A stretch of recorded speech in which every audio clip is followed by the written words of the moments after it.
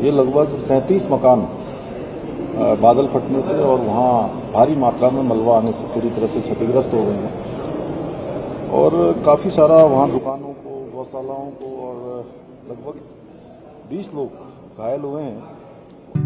48 वर्षों की शैक्षणिक उत्कृष्टता के साथ 23 से भी ज्यादा प्रमुख बीटेक प्रोग्राम्स और 600 से अधिक अंतर्राष्ट्रीय छात्रों के साथ विज्ञान डीम्ड टू बी यूनिवर्सिटी देश की बेहतरीन यूनिवर्सिटी में से एक है। 14 लोग अभी लापता हैं और 200 से भी ज्यादा लोग कल की जो रात की आपदा चमोली जनपद में आई है उससे प्रभावित हुए।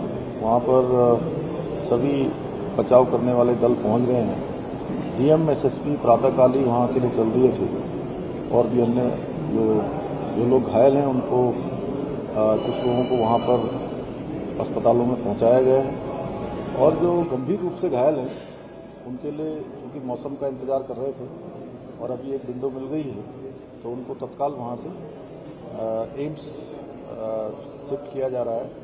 एक बच्चा भी है जिसके सर में चोट लगी हुई है और अभी भी कुछ लोग वहाँ पर जो घरों में ही फंसे हुए हैं उनको निकाले जाने की कार्रवाई की जा रही है। एनडीआरएफ, एसडीआरएफ, आईटीबीपी और पुलिस के लोग पर्याप्त संख्या में वहाँ पहुँच गए हैं और भी जो लगातार हम लोग अभी यहाँ से डीएम से एसपी से लगातार यहाँ से संपर्क में हैं। वहाँ के स्थानीय लोगों से, वहाँ के विधायक जी भी, गोपाल राम टंटा जी भी प्रातःकाल से इस बचाव कार्य में लगे हुए हैं। अन्य लोग भी लगे हुए हैं। हमारा पूरा प्रयास है कि सभी को सुरक्षित स्थानों पर पहुंचाया जाए और जो देहरादून के आसपास आपदा आई थी जिसके कारण से सड़क मार्ग, बिजली, पानी, तमाम प्रकार के जो मार्ग जो है अवरुद्ध हुए थे उन सभी को रिस्टोर किया जा रहा है। काफ़ी सारा रिस्टोर अभी तक हो चुका है।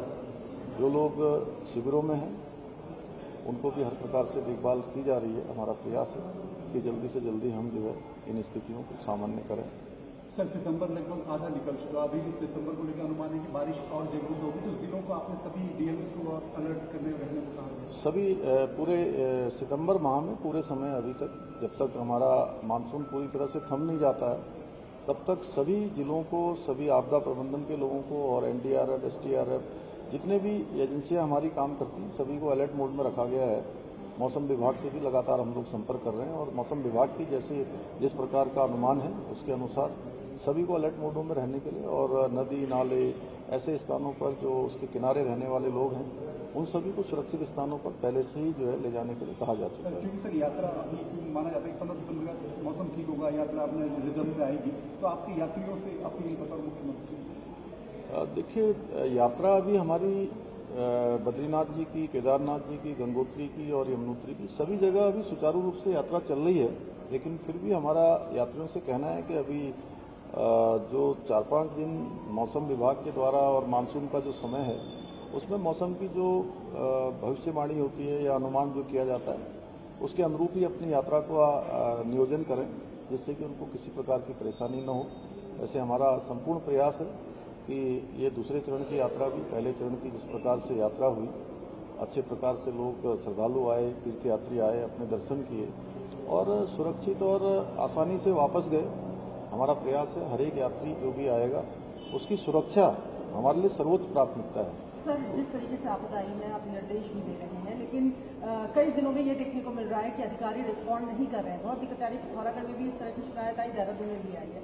अधिकारियों को क्या निर्देश? नहीं, सभी अधिकारी हमारे काम कर रहे हैं और सभी को कहा गया है कि सभी के साथ समन्वय मिलाकर हमारे जनप्रतिनिधियों के साथ, अन्य लोगों के साथ, जो भी आपदा के क्षेत्र में काम करने वाले लोग हैं, आपदा में सहायता करने वाले हैं, सभी का समन्वय बनाकर काम करेंगे। और आपदा कोई एक किसी का विषय नहीं है, ये हम सभी का विषय है। इसमें कहीं हम लोग अलग अलग नहीं है। पूरे उत्तराखंड के लोग एक टीम भावना के तहत ये आपदा आई है, इस आपदा का सामना करेंगे और इस चुनौती से भी हम लोग आगे निकलेंगे। जैसा कि आपदा से करार आया, हमने कहा इकोलॉजी कॉम्बिनेशन को उत्तराखंड सरकार डेवलपमेंट शामिल करेगी।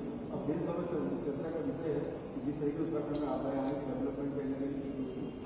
देखिए, ये जो आपदाएं हैं चूंकि ये ग्लोबल वार्मिंग का जो एक इफेक्ट है वो जो है निश्चित रूप से कहीं न कहीं उसका असर हमारे यहाँ भी है और इससे पूरी दुनिया प्रभावित हो रही है, पूरी दुनिया को असर हो रहा है।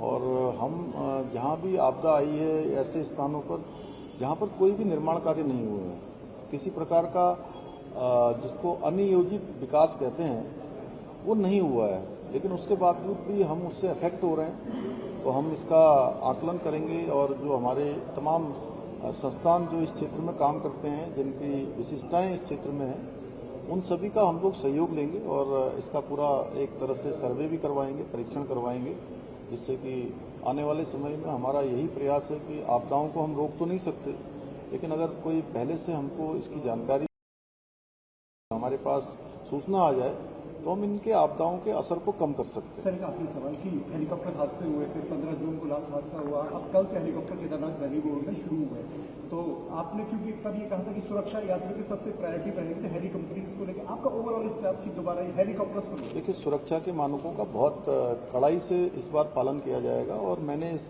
संबंध में भारत सरकार का जो नगर विमान का जो हमारा मंत्रालय है सिविल एविएशन, वहाँ पर जाके उनके पूरे मंत्रालय के सभी अधिकारियों के साथ, डीजीसीए के साथ, सेक्रेटरी एविएशन के साथ और भी मिनिस्टर जो राम मोहन नायडू जी हैं, उनके साथ बहुत विस्तृत रूप से इसमें वार्ता की है और उसकी एक एसओपी भी बनाई गई है। सब लोग विपाडा, डीजीसीए सब मिलकर उसका संचालन करेंगे और 2 हमारे एटीसी भी जो है यहाँ पर स्थापित किए गए हैं, एक देहरादून में सहजधारा में और एक सिरसी में। वो सब हमने यात्रियों की सुरक्षा को ध्यान में रखकर ही उसको किया है और हमारे लिए आज भी यात्रियों की सुरक्षा सर्वोच्च प्राथमिकता है और जो भी संचालन होगा उनकी सुरक्षा को ध्यान में रखकर।